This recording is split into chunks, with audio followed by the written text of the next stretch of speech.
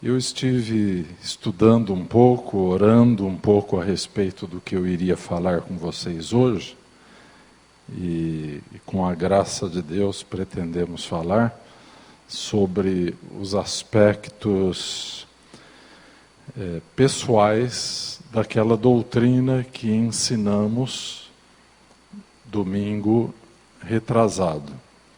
A doutrina da encarnação da palavra de Deus. Aí pegamos um lampejo de revelação espiritual em Filipenses 2, vocês estão lembrados, quando o apóstolo Paulo, ele fala sobre o esvaziamento de Jesus Cristo. Ele que se auto-aniquilou para tornar-se homem e morrer então na cruz do Calvário, consumando a obra da redenção, a obra da nossa salvação. Amém? Então, hoje nós vamos começar a tratar onde essa doutrina tão transcendente, tão santa, e eu fiquei hoje alguns momentos em silêncio na presença de Deus, contemplando esta verdade tão profunda. É tão profunda que a teologia oriental, a teologia russa, tem o seu ponto central na doutrina da kenosis, essa doutrina do autoesvaziamento de Jesus Cristo. Acontece que esta doutrina nos toca de uma maneira muito particular e de uma forma muito impactante. Nós temos ensinado aqui na igreja que todas as verdades da Bíblia possuem três conotações diferentes. Existe uma conotação histórica, existe uma conotação espiritual e uma conotação pessoal. A Bíblia é um livro muito pessoal. É uma revelação pessoal de Deus a pessoas como eu e como você. Então a pergunta que nós fazemos é como uma doutrina tão santa, que revela uma majestade tão insondável de Deus, de que maneira isso pode mexer com a nossa vida, né? A ponto tal de que a teologia ortodoxa russa tem nesta doutrina a viga mestra do seu ensino. Então é muito interessante observarmos isso. E hoje, enquanto eu meditava e orava sobre o assunto, eu estava me lembrando um fato muito curioso, que dizem que nós temos três maneiras diferentes de enxergarmos tanto as verdades espirituais quanto todas as coisas neste mundo. É como se nós tivéssemos três olhos diferentes. Existe o olho carnal, capaz de observar as coisas deste mundo, que tem um comprimento de ondas eletromagnéticas capazes de serem decodificadas pela retina. Então esse é o olho biológico. Mas Deus nos deu também um olho do entendimento, da nossa mente. E ele nos deu um outro olhar, especialmente para as coisas eternas, para as coisas espirituais. E os antigos chamavam então esse o olho da contemplação. E eu estava me lembrando esse tipo de conhecimento, porque hoje eu parei de ler e eu comecei então a contemplar. Parei de usar o olho do entendimento e comecei a olhar com o olho da contemplação. E quando você olha as verdades da palavra de Deus com os olhos da contemplação, o ato seguinte é a adoração. Os olhos da contemplação nos levam à adoração. Isso é fundamental para a nossa vida cristã, porque se nós ficarmos sem o olho da contemplação, vamos ficar somente com os olhos do entendimento, da razão. E já podemos estudar doutrinas maravilhosas da Bíblia, mas não podemos contemplar a santidade de Deus, o propósito santo, o amor de Deus que nos revelou todas estas verdades, né?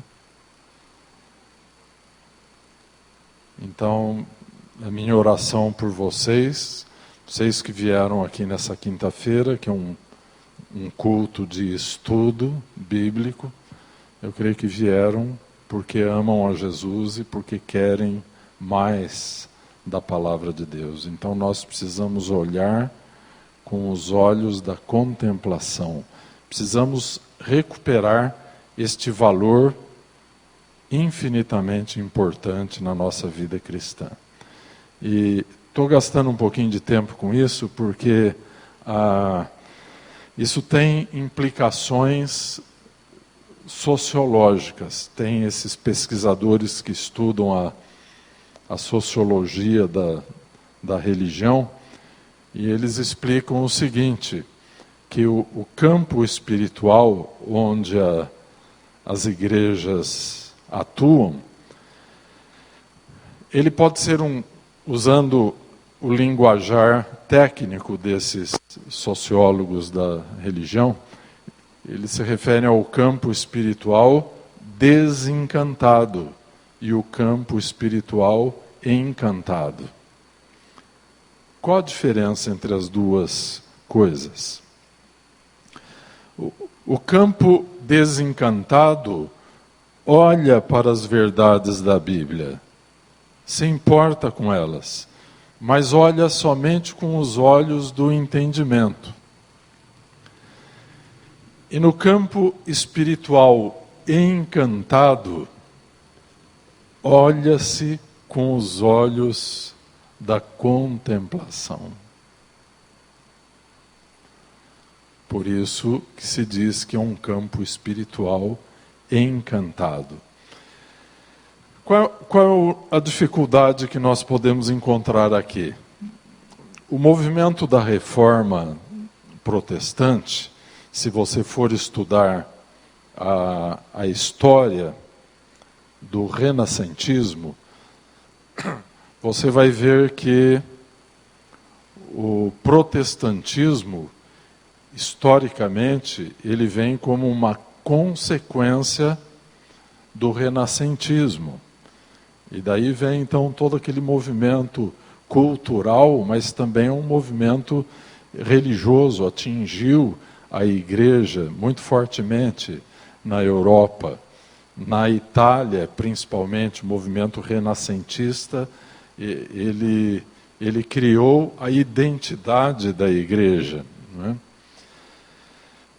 Então, aqueles grandes teólogos que foram usados por Deus para deflagrarem a reforma protestante, e que então revolucionou o mundo inteirinho, eles tinham uma capacidade primorosa em usar os olhos do entendimento. Mas a alma humana precisa mais do que o entendimento. Nós precisamos contemplar a beleza da formosura do Altíssimo, como dizia o salmista. Você pega, por exemplo, o livro de Salmos, que é um livro de oração do povo de Deus. Salmos são orações que são cantadas e inspiradas divinamente. Então, você observa no livro de Salmos que aqueles salmistas, Davi, Asaf e tantos outros, os olhos da contemplação estavam bem abertos.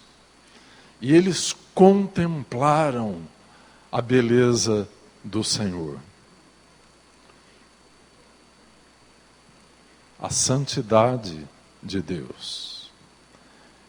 Eu estou falando tudo isso porque hoje eu tive um momento ali no meu escritório com Deus e foi como se o mundo inteirinho estivesse parado para mim. E ali, na minha relação com Deus, eu estou santíssimos de Deus a respeito dessa doutrina da kenosis, que sumariamente tratamos desse assunto no culto retrasado. Mas que, quando a gente diz que trata sumariamente, isso é quase que um pecado, porque às vezes nós ficamos só na superfície de algo tão maravilhoso e tão profundo. Por exemplo, se a gente for aprofundar mais, nós vamos ver que a teologia da kenosis, ela não é somente para nos salvar. Ela já vem acontecendo desde a criação do mundo.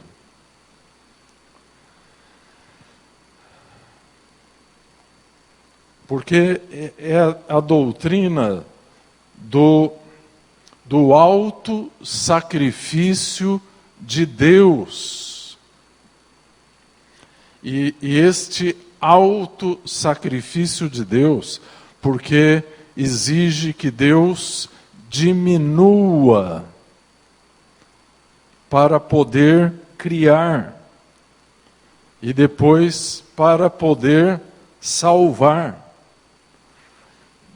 Se você começa a estudar, por exemplo, a física quântica e você começa a ver os números, a matemática do negócio, você vê esse universo maravilhoso, e que já não se chama mais universo, mas multiverso, porque multiplica em duas em 4, assim.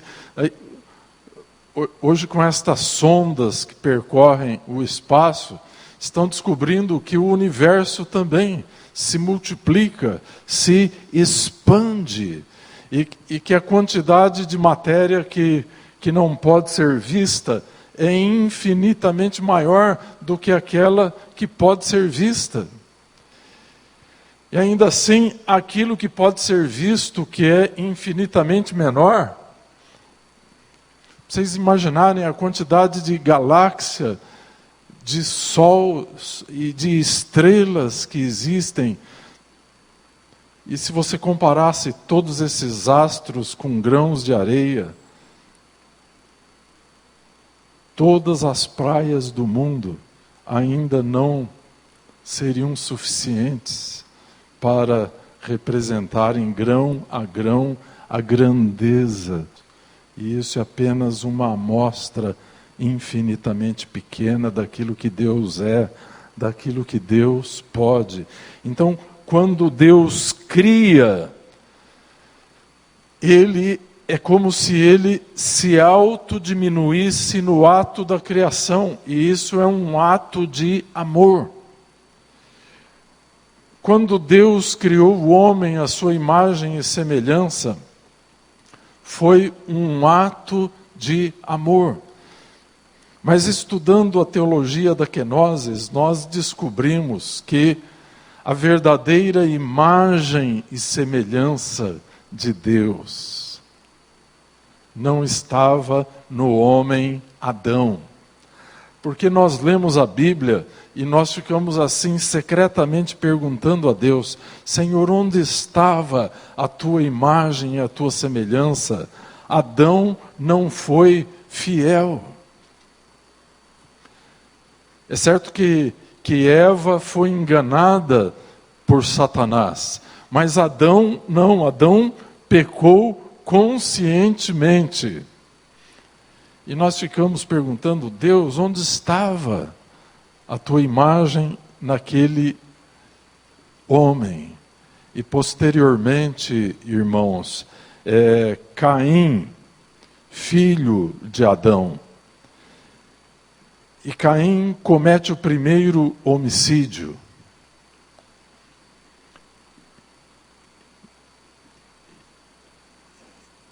E onde estava a imagem e semelhança de Deus em Caim? Será que ela se perdeu tão rapidamente? E Caim, então, a descendência de Caim, por exemplo, Lameque, não é? E todos os descendentes de Caim, foram as pessoas que criaram as cidades, a agricultura, as artes e todas as coisas. Então, a ideia da civilização está relacionada à linhagem de Caim.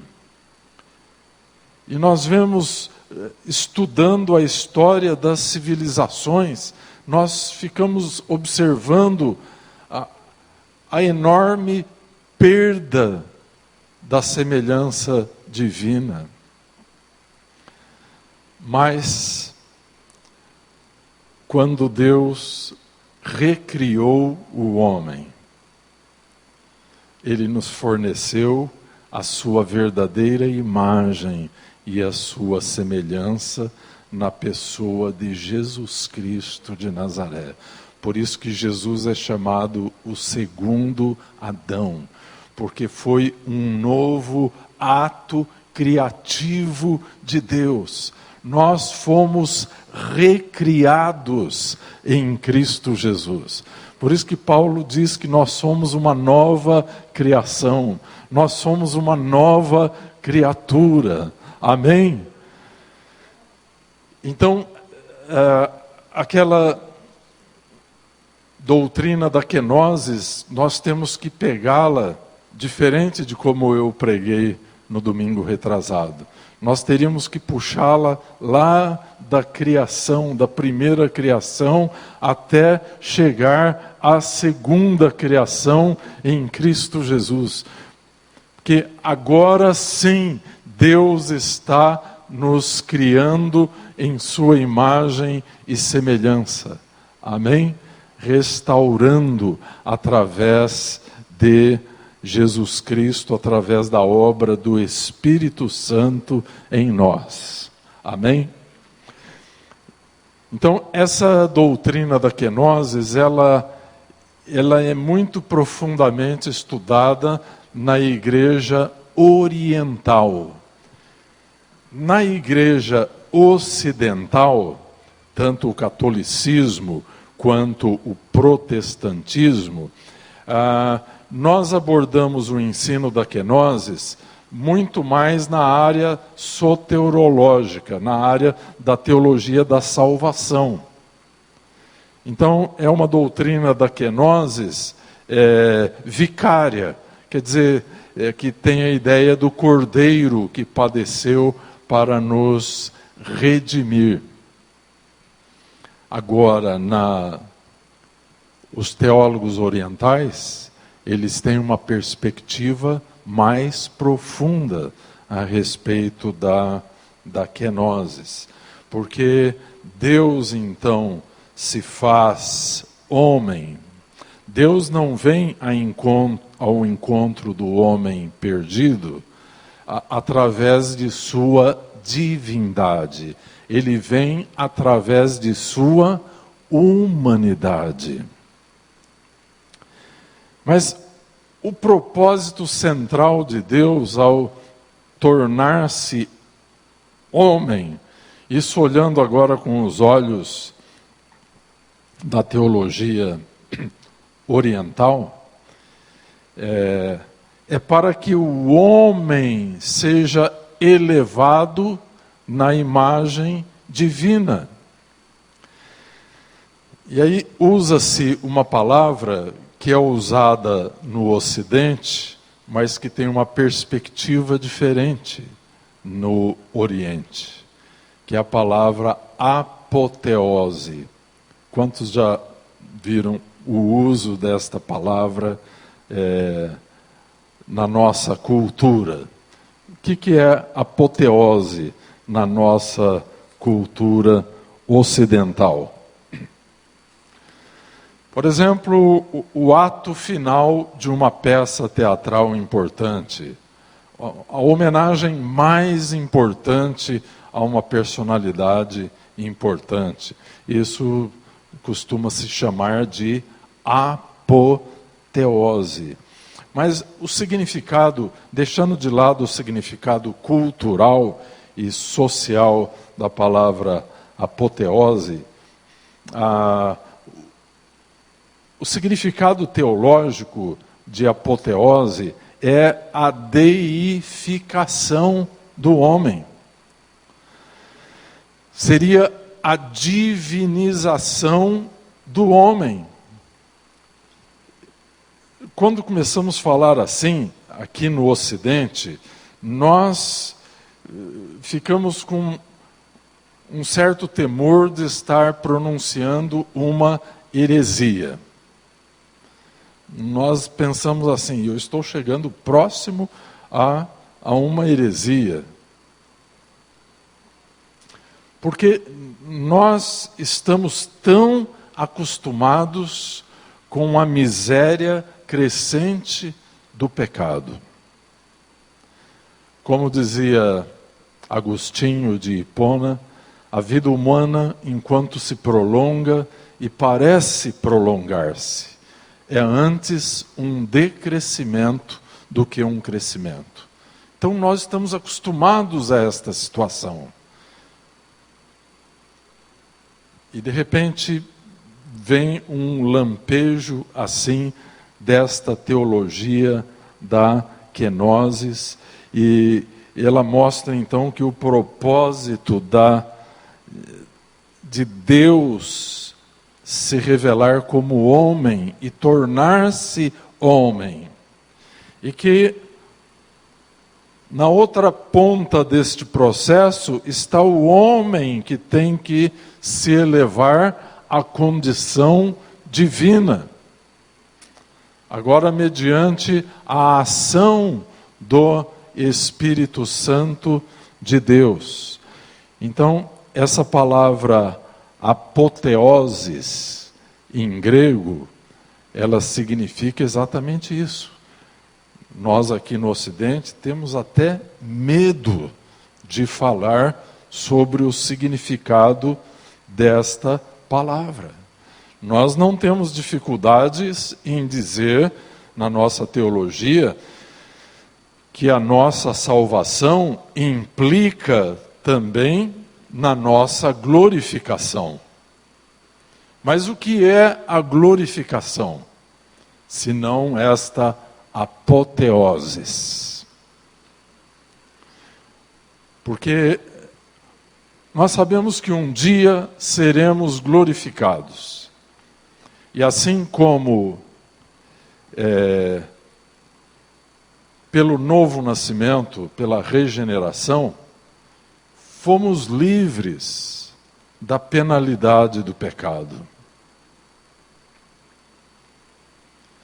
pela santificação, estamos sendo livres do poder do pecado.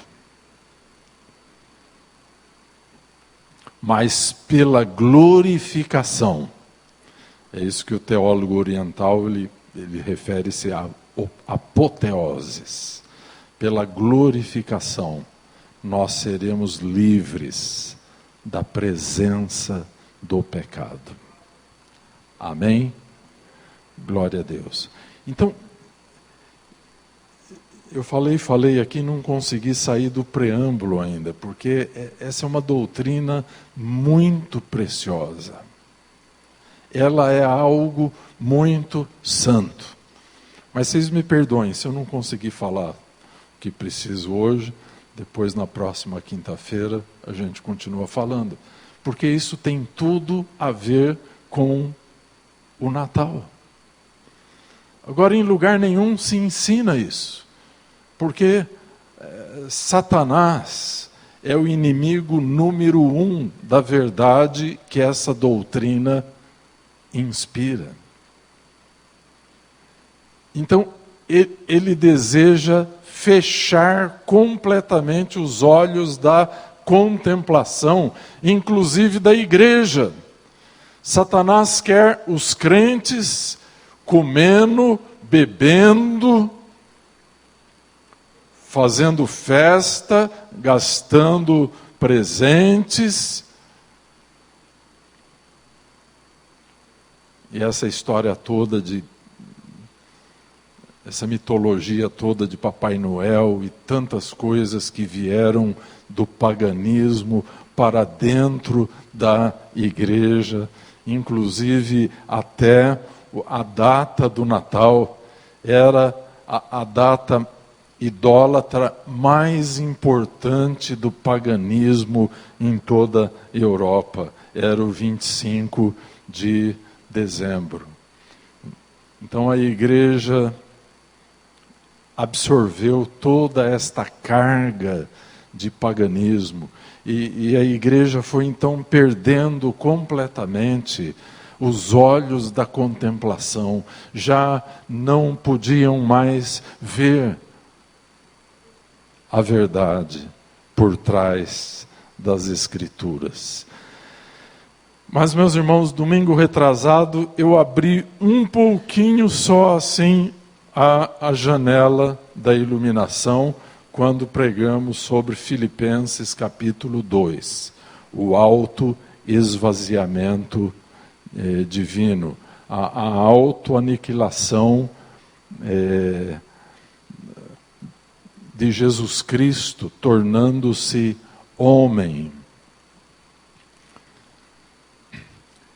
E nessa noite eu estava mostrando para vocês que essa doutrina tem implicações muito mais extensas e muito mais profundas do que somente a nossa salvação. É que a nossa teologia, mesmo a teologia protestante, vinda como ela veio do racionalismo europeu, do movimento renascentista, ela preza muito o olhar do entendimento. E ela negligencia o olhar da contemplação, que é aquele olhar que vem do coração. Então contemplamos coisas em Deus que o nosso entendimento não é capaz de alcançar, por mais inteligente que seja a pessoa.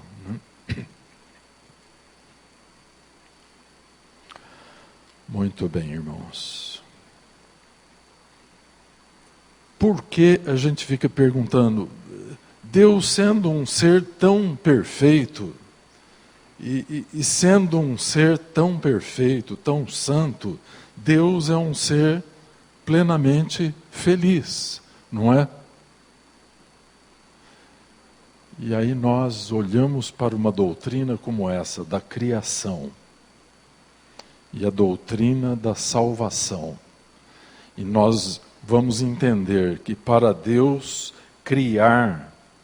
É como se ele tivesse que se diminuir. Para nos salvar, ele teve que entregar o seu Filho amado para nos substituir na cruz do Calvário. O que leva um Deus tão perfeito, tão santo, tão completo, a se submeter ao sofrimento? Porque o que levou Deus a criar e a recriar o homem através de Jesus Cristo foi o amor. Porque a natureza essencial de Deus é amor. E a ideia do amor de Deus, até no domingo passado o Pedrinho falou alguma coisa sobre isso, aquele verbo que é usado no Novo Testamento, o verbo agapau, do qual vem a palavra ágape, amor, em grego, significa auto-sacrifício em favor da pessoa amada. E este auto-sacrifício, no caso de Jesus, que chegou à obediência e obediência até a morte, envolveu um sofrimento muito profundo. Então desenvolveu-se uma teologia por muitos séculos chamada a teologia do abandono da cruz. Então o nosso pecado caiu sobre Jesus na cruz do Calvário e Deus, o Pai, o abandonou ali na cruz. Então pensava-se por muitos séculos assim.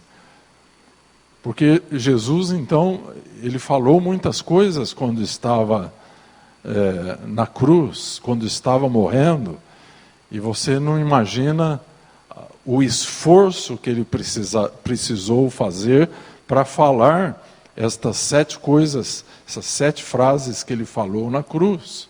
Porque ele estava morrendo asfixiado por causa da crucificação. Então, para falar uma palavra, era necessário um esforço muito grande. E uma das palavras que ele fala é: Pai, por que me desamparastes? Todavia, meus irmãos, nunca o Pai esteve tão perto do Filho como no momento da cruz, através do sofrimento do amor.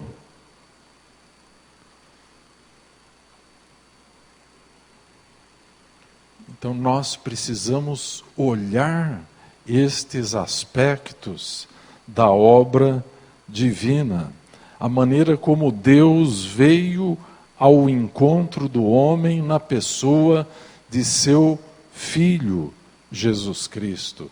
A maneira como Deus se autolimitou na pessoa de Jesus Cristo. Você já pensou, a autolimitação divina implicou em sofrimento? Porque por um tempo Jesus, sendo Deus, abdicou da sua capacidade como Deus de não ter limite de tempo e de espaço. Então ele se limita, por amor à raça que ele está recriando, ele se limita ao tempo, ele se limita ao espaço. Sendo Deus, Deus é onipresente, mas Jesus não podia estar, enquanto em carne, não podia estar em 2 lugares simultaneamente. Então há uma auto-renúncia e uma auto-humilhação divina, tanto na primeira quanto na segunda criação.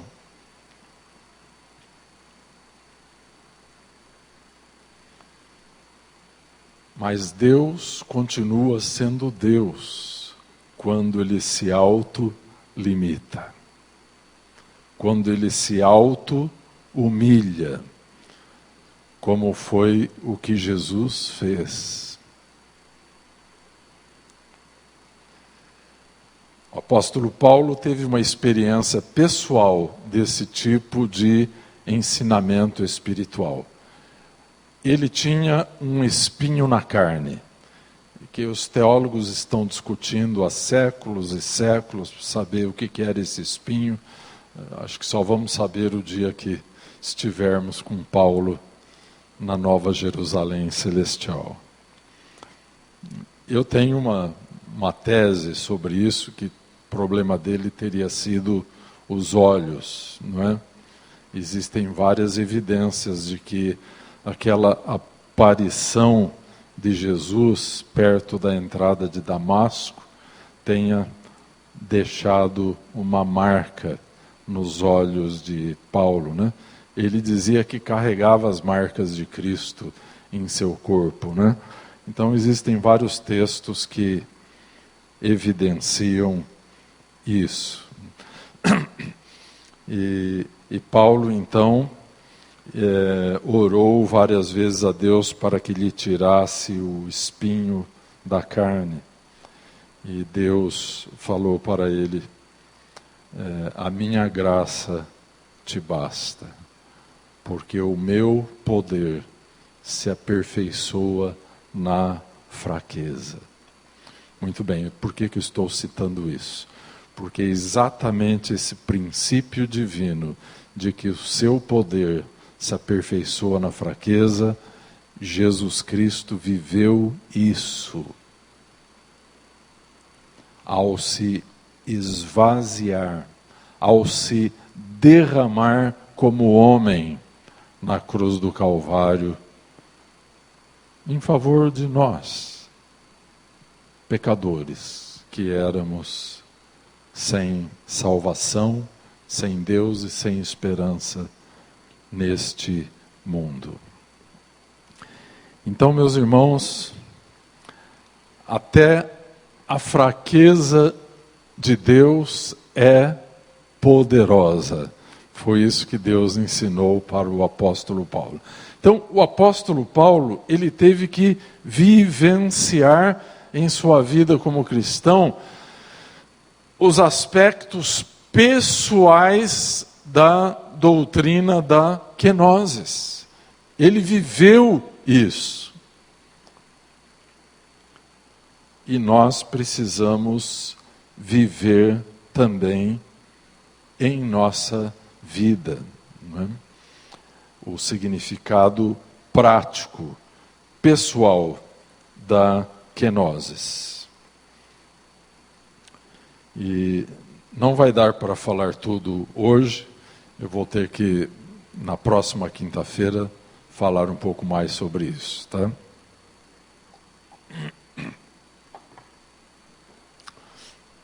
Está fazendo algum sentido para vocês ou vocês acham que eu estou delirando? Hã?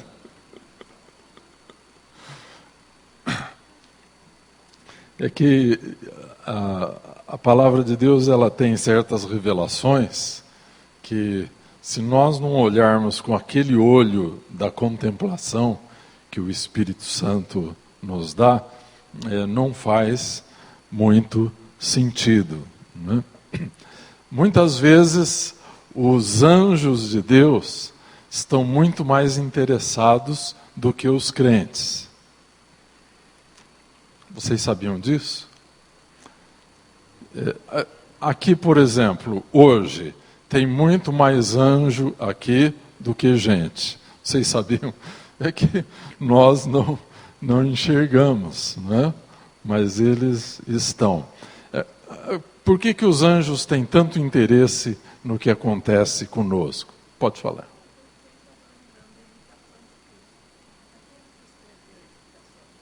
Tomás A. Kempis.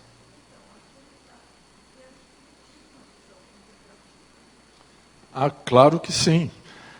Esse olho da contemplação, a igreja sempre teve esse olho da contemplação.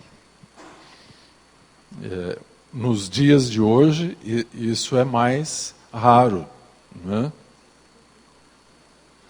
Porque as pessoas são muito mais ricas de conhecimentos do que de experiências diretamente com Deus, né? Portanto, esse olho contemplativo, nós temos que pedir a Deus que Ele nos dê, né? Por exemplo, a minha conversão, em grande parte, foi porque Deus abriu o olho da contemplação, que eu não tinha. Eu trabalhava com ciência, eu fui treinado para duvidar de todas as coisas. Eu nunca fui treinado para crer em alguma coisa. E a primeira coisa que eu tinha que fazer num laboratório de ciências era duvidar. E aí testar as coisas. Mas enquanto eu estava naquele processo de conversão, Deus começou a me revelar muitas coisas, às vezes de algumas maneiras inusitadas. E Deus então foi me dobrando. E estou aqui até hoje. Isso fazem 40 anos que aconteceu. Estamos aqui e de vez em quando ainda o Senhor abre esse olho da contemplação, né? Mas eu fiz uma pergunta, né? Por que os anjos eles têm tanto interesse no que está acontecendo na igreja? Você já parou para pensar? Por exemplo, Paulo, lá no livro de Efésios, ele diz que, capítulo 3, versículo 10, pela igreja a multiforme sabedoria de Deus, para que a multiforme sabedoria de Deus se torne conhecida agora dos principados e potestades nas regiões celestiais. E depois o apóstolo Pedro, lá em 1 Pedro 1,12, ele diz que os anjos atentaram, né?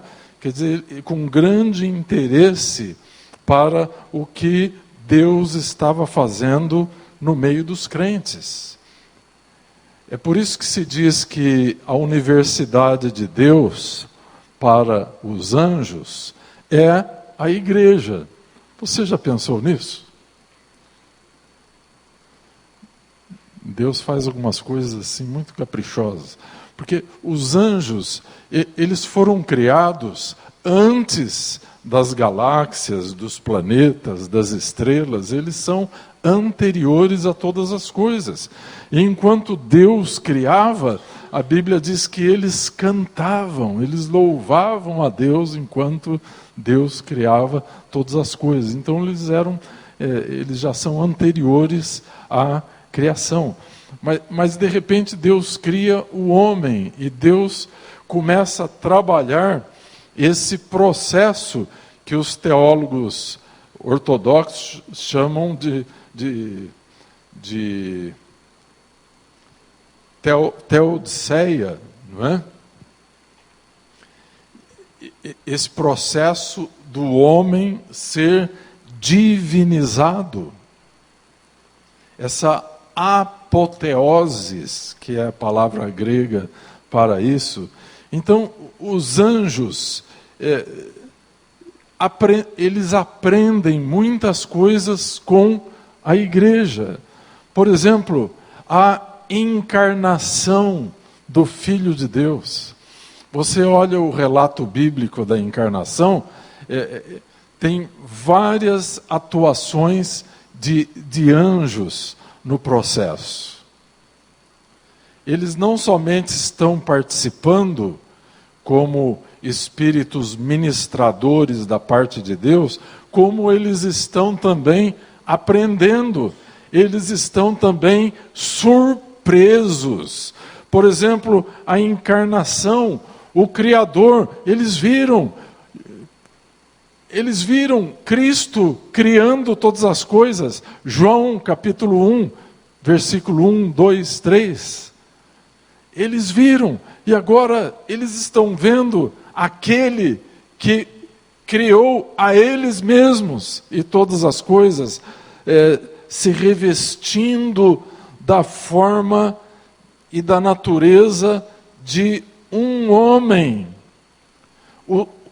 O ser criador se limitando na condição de um ser criado, nascido de uma mulher, sujeito ao tempo, ao espaço. Os anjos nunca imaginavam que isso pudesse acontecer.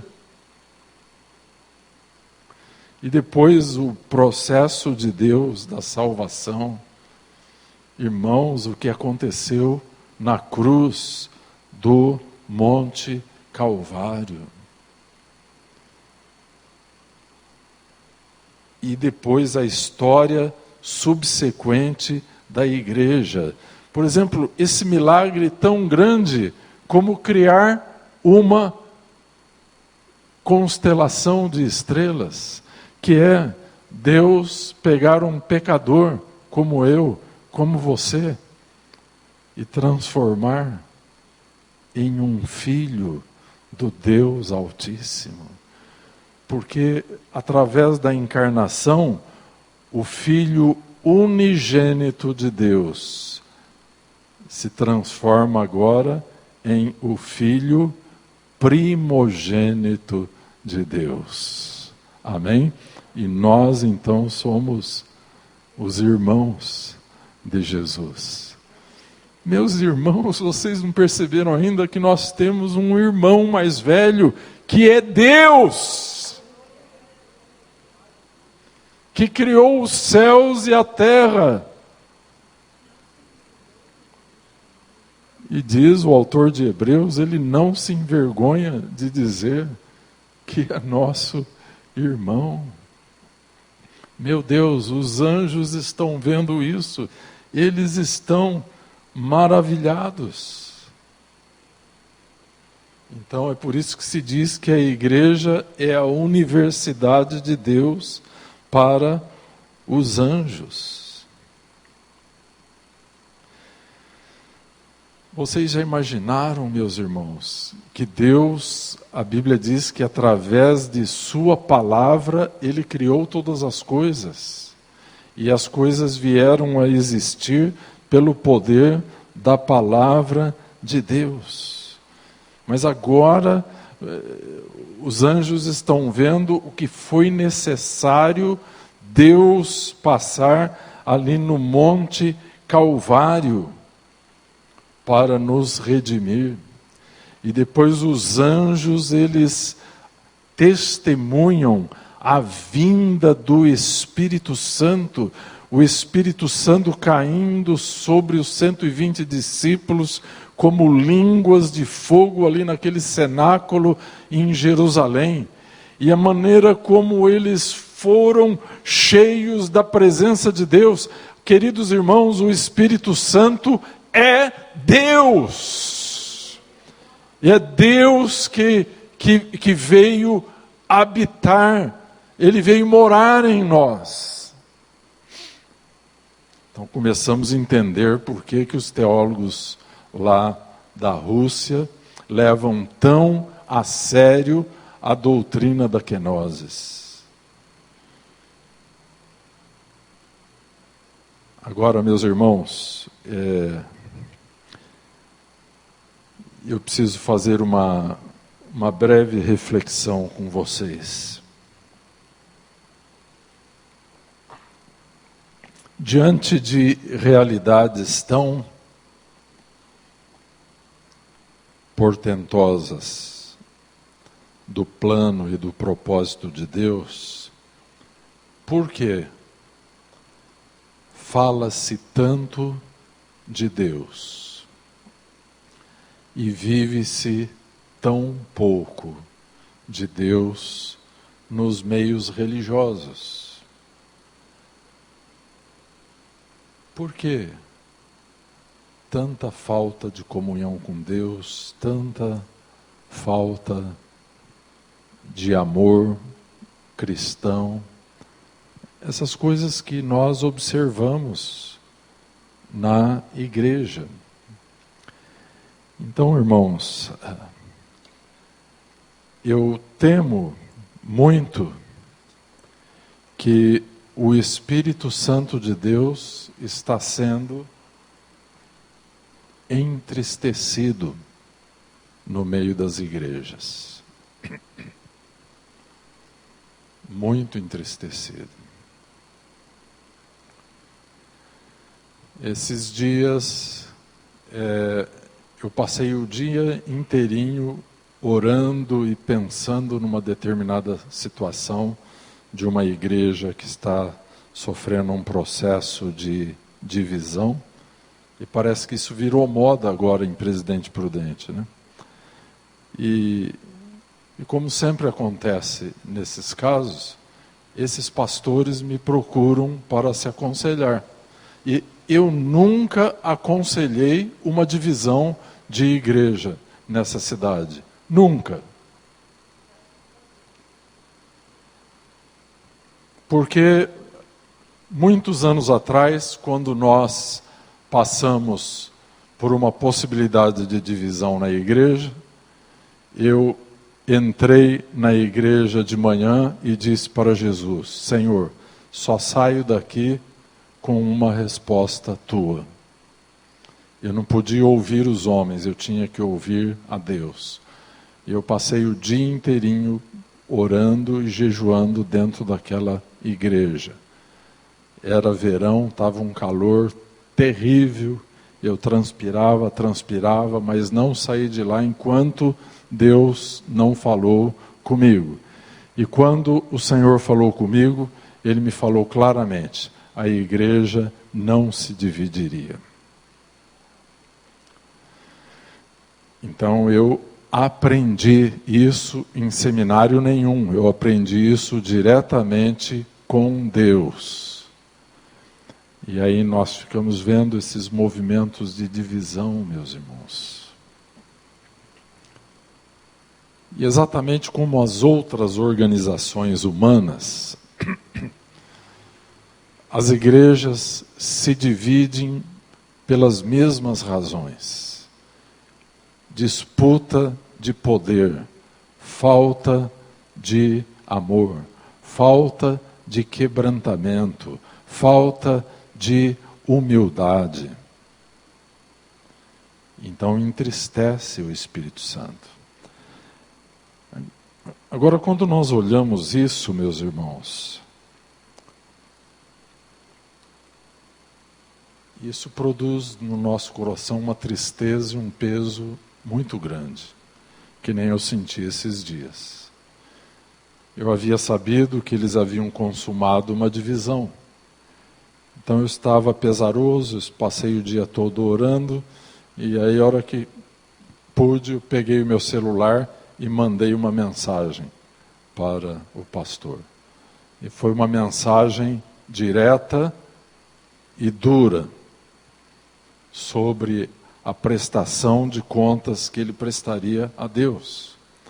Porque vocês já imaginaram, queridos irmãos, um pastor chega na presença de Jesus para prestar contas. Um dia teremos que prestar contas. E de que maneira ele vai convencer a Jesus que fez a coisa certa, dividindo o corpo de Cristo aqui na terra? De que maneira ele vai convencê-lo de que foi a decisão certa a ser tomada? E daí então fica aquele negócio: não fui eu que dividi, foi o outro que dividiu. Então ninguém assume a responsabilidade. Eu aprendi uma coisa, meus irmãos: ser homem é simplesmente ser responsável. Responsabilidade é um pré-requisito necessário para a grandeza. Não existe grandeza sem responsabilidade. E quem se responsabiliza? Ninguém se responsabiliza. Então fazem da igreja o que querem. Então são situações como essa, meus irmãos, que nos dão uma ideia de como o Espírito Santo de Deus se entristece com o povo de Deus. Queridos irmãos, nós nada podemos fazer para receber o favor divino. Ele nos é concedido através do Filho de Deus, Jesus Cristo. Todavia, nós podemos perder o favor divino se nós não tomarmos cuidado com as nossas palavras, com os nossos atos. Queridos irmãos, deixa eu lhe fazer uma pergunta. Você está vivendo na presença de Jesus e de seu Espírito? Todos os momentos. Sabe, na televisão tem um programa, eu não assisto, mas muitos brasileiros e até muitos crentes, para minha surpresa, assistem, que é aquele reality show, como chama? O Big Brother. E a filosofia do trabalho infame daquele programa é o seguinte: eles esquecem que eles estão sendo filmados. E eles passam a ter uma vida normal, entre aspas. Estou usando isso como uma comparação, tá? Muitos crentes esquecem que estão vivendo na presença de Deus. E aí falam e fazem coisas que lhes custa a perda do favor divino, a perda da bênção divina. Quando, na verdade, nós estamos estudando com vocês aqui essa doutrina da kenosis, e prometo para vocês que na próxima quinta eu fecho esse assunto dizendo o que isso vai te custar. Porque nós já sabemos o que custou para Jesus. Mas o que vai nos custar? Onde nos toca a palavra de Deus em termos práticos? Amém? E se Deus requerer de nós, será que nós estamos prontos a nos esvaziarmos, como Jesus também se esvaziou? Só que Jesus se esvaziou das suas prerrogativas divinas para se tornar homem. Nós vamos precisar nos esvaziar das nossas fraquezas humanas. Agora é difícil achar a palavra certa. Os teólogos orientais, eles iriam para se tornar como Deus, né? Mas aqui nós temos a dificuldade, porque os crentes, eles estão tão descaracterizados nos nossos dias, que nós tememos que isso não seja mais possível. Todavia, é possível. A história da igreja narra a vida de homens e de mulheres que foram absolutamente santos e semelhantes ao Senhor Jesus Cristo. E que a glória de Deus se manifestou através dessas vidas. Eu tenho um costume na minha vida, e Se servir para você, faça o mesmo. Uma vez por ano, eu leio pelo menos um livro de biografia de grandes figuras da igreja. Por que eu faço isso? Eu faço isso para catalisar o meu desejo de me humilhar mais diante de Deus, de me santificar mais em favor do reino de Deus na terra. Então eu vou e leio sobre exemplos da vida de homens e mulheres que impactaram esse mundo com a presença de Deus que estava na vida deles. Por exemplo, atualmente eu estou lendo um livro de um escritor americano que eu aprecio muitíssimo e que eu usei parte da teologia desse homem no meu trabalho de doutorado. E dizem que este homem, chamado Jonathan Edwards, dizem que ele, quando pregava, ele tinha o semblante de um anjo, não se parecia um ser humano. Então, há pessoas que buscaram a face de Deus e que por causa do brilho da presença e da santidade de Deus refletiram isso aqui na terra.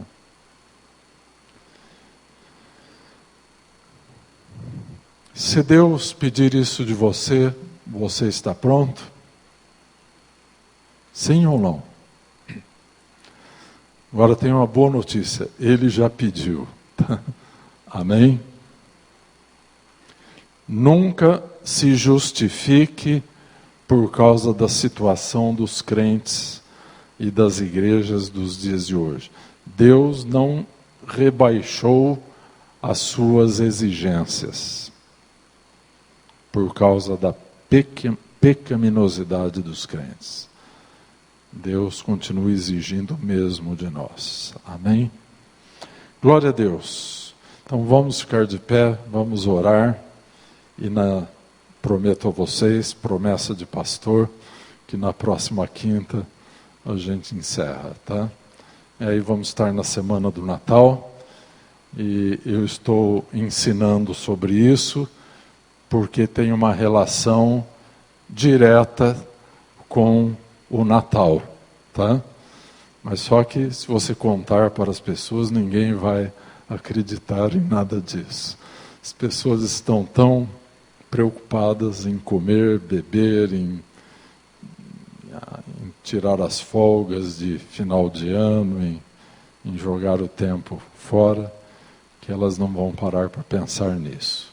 Mas você pense e reflita sobre isso na sua vida devocional. E se quiser saber mais, volte na próxima quinta, tá? Amado Pai, bendito seja o Teu nome, nós Te bendizemos pela iluminação do Teu Espírito Santo através da Tua palavra, Senhor. Tu tens um propósito para a nossa vida que é muito maior do que aquilo que nós podemos pensar. Ó Deus, como certa vez orou o salmista, nós te pedimos, dilata, Senhor, o nosso coração, para que nele possa habitar toda a glória que tu queres revelar através de nós neste mundo, Senhor. Senhor, santifica-nos, aparta-nos de todo mal, dá-nos verdadeira fome, verdadeira sede de buscarmos a Tua face, de buscarmos a Tua presença. Senhor, que o nosso mundo espiritual, como dizem os estudiosos, não seja desencantado, Senhor. Não seja puramente do entendimento humano. Nós queremos mais, Senhor. Nós queremos, como salmista, contemplar a tua beleza, Senhor, a beleza da tua santidade, diante da qual os anjos cobrem o rosto, cobrem os pés e proclamam: Santo, Santo, Santo é Yahvé Sabaoth. Toda a terra está cheia da sua glória. Senhor, nós estamos falando contigo por meio da oração, humildemente, Senhor, tu que és o Deus eterno, que criou os céus e a terra e que nos recriou através de teu Filho amado, Jesus Cristo. Ao Senhor pertence o louvor, a honra e a glória pelos séculos dos séculos. E nós, teus filhinhos aqui reunidos nesta noite, dizemos amém. Aleluia. Glória a Deus. Que o nosso Deus seja grande na tua vida. Amém? Glória a Deus.